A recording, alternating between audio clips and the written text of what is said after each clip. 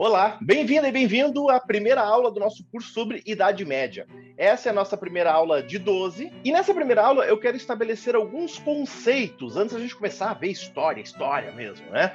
E esses conceitos eles são importantes porque um dos principais problemas que existem sobre o período medieval é a questão daquilo que nós chamamos dos sensos comuns, né? Se diz muita besteira sobre a Idade Média. Se fala que a Idade Média foi o período do atraso, se fala que a igreja mandava em tudo, se chama a Idade Média de Era das Trevas. Isso tudo faz parte de uma série de preconceitos históricos que foram construídos especialmente por quem?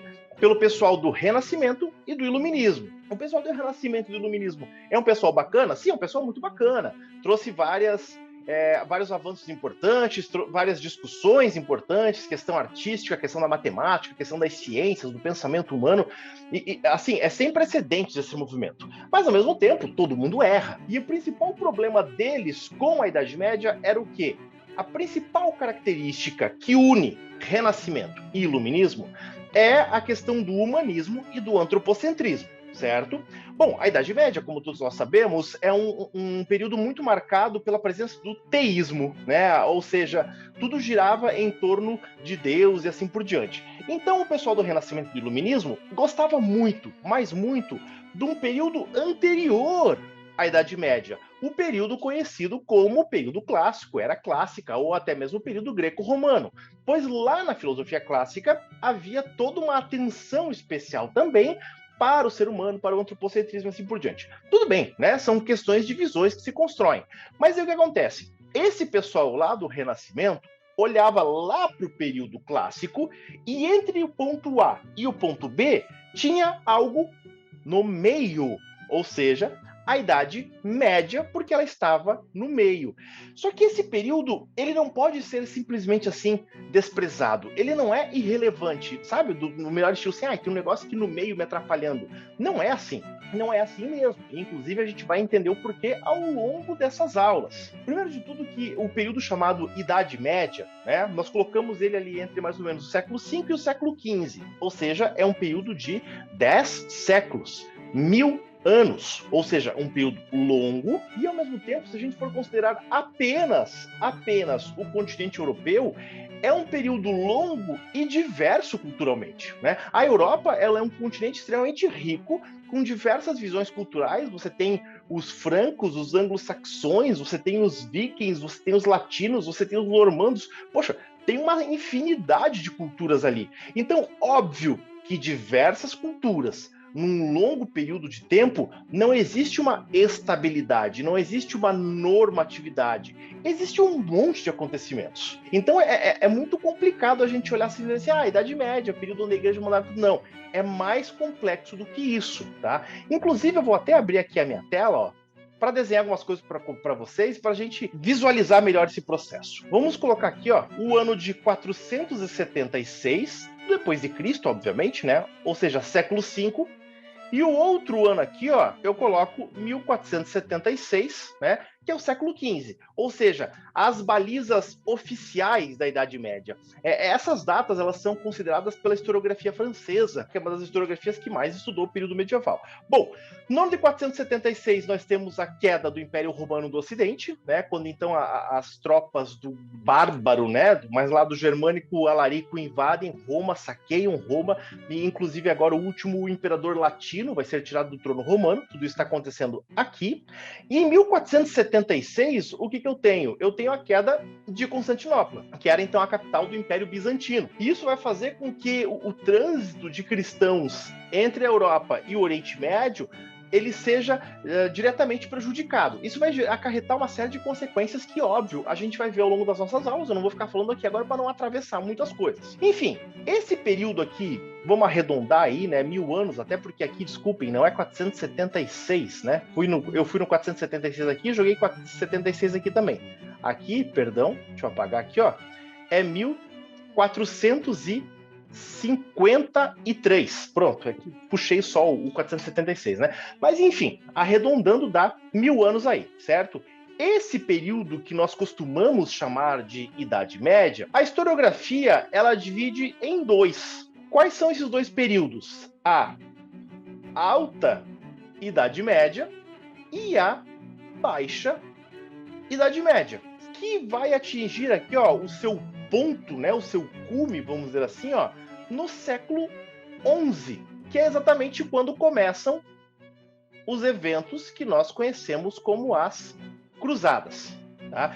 Então percebam, nós temos literalmente aqui, ó, um período de ascensão do período medieval e um outro subperíodo de decadência da Idade Média. Agora, como que eu faço para medir ascensão e decadência de um período histórico? Se é uma nação, se é um povo, se é um império, como por exemplo o Império Romano, eu consigo visualizar as estruturas, que vai vir a ascensão da escravidão, aí a gente tem o início da Pax Romana, que vai trazer a decadência, enfim, eu consigo visualizar mais facilmente. Agora, aqui é um período histórico, não existe uma nação, não existe um modelo de governo, existem vários, né? Existem aí diversos e que inclusive vão mudar ao longo desses 1000 anos. Para eu conseguir visualizar a ascensão e o declínio, eu vou precisar usar as estruturas históricas. E aí, quais são as 3 principais estruturas históricas da Idade Média? A primeira, sem sombra de dúvidas, é a Igreja. A Igreja é a estrutura histórica mais forte da Idade Média. Não quer dizer que ela tenha total poder, a gente vai ter lá, se não me engano, a nossa terceira aula só sobre a Igreja, onde nós vamos debater e aprofundar um pouco mais sobre isso, mas nós temos, sem dúvida nenhuma, a Igreja como principal. E a Igreja, ela vai utilizar um fenômeno que é fundamental para a gente entender a Idade Média, que é a ideia de tradição. Além da igreja, que vamos dizer assim, seria o componente cultural do período medieval, eu tenho aqui o componente cultural. Qual é o componente político e econômico da Idade Média? O componente político e econômico é o mesmo, né? Que é o feudalismo. Para a gente entender um pouco melhor, vejam, hoje em dia, atualmente, né, na atualidade, nós temos componentes políticos e econômicos, com certeza. Qual é o principal componente político do mundo? A democracia. Né? Por mais que tenham países que não se insiram na democracia, mas o principal, né, o componente político, é a democracia. E qual o principal componente econômico? O capitalismo. O capitalismo anda junto com as democracias, promovendo ali, dentro, né, do discurso deles, a ideia de liberdade, direitos do indivíduo, tanto de voto, como de participação, como também de consumo e assim por diante. Mas a gente não é a nossa discussão de agora. Na Idade Média, o componente político e econômico são um só, que é o feudalismo. E, por fim, né, nós temos a terceira estrutura historiográfica aqui, que é a mão de obra, o que movimenta, o que realmente produz materialmente aqui, servidão, ou seja, os servos. Então percebam o seguinte, nós não podemos imaginar que lá no século V, na passagem do mundo romano para a Idade Média, a igreja já era toda poderosa, o feudalismo já estava mais do que formado e a servidão já era um fenômeno estabelecido. Não! Esses 3 processos aqui que a gente vai entender, ó. Esses 3 processos, eles vão se desenvolvendo. Quando que a gente vai ter, por exemplo, o auge do feudalismo? O auge do feudalismo vai ser lá por volta do século 8 para 9, com a figura do Carlos Magno. Então vejam, o feudalismo ele não está maduro, ele não está pronto aqui, ele vai se desenvolvendo. Assim como a igreja também vai ganhando cada vez mais poder político e poder de cultura, de tradição, também cada vez mais, assim como a escravidão, que era lá do mundo romano, vai sendo abandonada, a escravidão fica para trás aqui e vai se transformar no quê? Vai se transformar naquilo que nós conhecemos como a servidão. Então, quando esses 3 elementos estão completamente maduros e bem formados, nós temos o advento das cruzadas. E a partir daí, o que nós temos? Exatamente agora o contrário, nós vamos ter o declínio desses elementos. Com as cruzadas, por exemplo, nós vamos ter, a partir do século XII e XIII, século XII e XIII, o renascimento ou o retorno do quê? Do comércio no continente europeu. Junto com o comércio vão vir as cidades. Se não me engano, lá pela nossa aula de número 9 ou 10 por aí, nós vamos falar sobre o renascimento comercial e urbano.